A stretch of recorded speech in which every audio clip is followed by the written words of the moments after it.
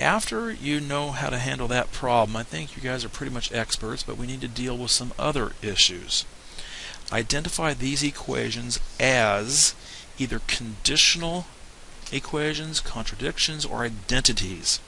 That's a little bit different. So let's pretend we didn't see those directions when we started working on this first equation. We would distribute on the right, and we would say, okay, left side no change, 5x plus 3, right side 5x plus 10. And then you'd say, okay, variables on both sides. Let's subtract 5x off of each side. And you'll say, uh-oh, we've got a problem because I've got 3 equals 10, and that doesn't make any sense. When we get a false statement like that, we have a contradiction. Now that is not the solution. The solution is that there is no solution.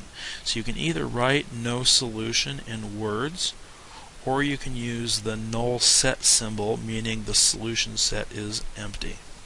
Either one of those would be perfectly fine as far as we're concerned. Okay, let's try this next problem. We see parentheses, so we want to do some distribution. So let's see what we're going to have. Left side, no change, 7x minus 2. Right side, x plus 6x plus 6 minus 8. And now we're going to combine like terms on the right-hand side of the equation. And doing that will give us 7x minus 2 equals 7x minus 2. Now we notice that we have the same thing on each side of the equation. If we were to subtract off the 7x's on each side, we would have negative 2 equals negative 2. And that's not going to be a no solution. That actually has a solution. This is actually known as an identity. And we say that the solution here is all real numbers. Meaning, any number will work in this equation. 5, 1, 13, any of them will work.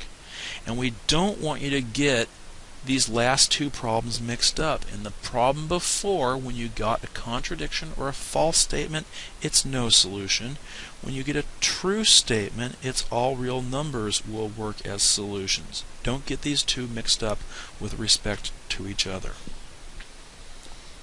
Okay, here we go on to number 3. Again, let's do some distribution to get rid of the parentheses. Bring down the 4x. Negative 2 times 3 makes negative 6. Negative 2 times negative x makes positive 2x. Equals the right side, 10 plus 2x. There's distribution as step 1. Step 2, combine some like terms. That will give us 6x minus 6 equals 10 plus 2x. Step number 3, get all the x's to one side. I'm going to subtract 2x off of each side of the equation, giving me 4x minus 6 is equal to 10. And then our next step is that of addition and subtraction, so we are going to add 6 to each side of the equation. That will give us, I'm going to move up here to the left, up to here to the right, 4x equals 16. And then dividing each side by 4, luckily it goes in cleanly, we get x equals 4 as our solution. And this is not a contradiction nor an identity, it is a conditional equation. If you want to use that in a sentence, you could just say x equals 4, or the equation has a solution on the condition that x is equal to 4.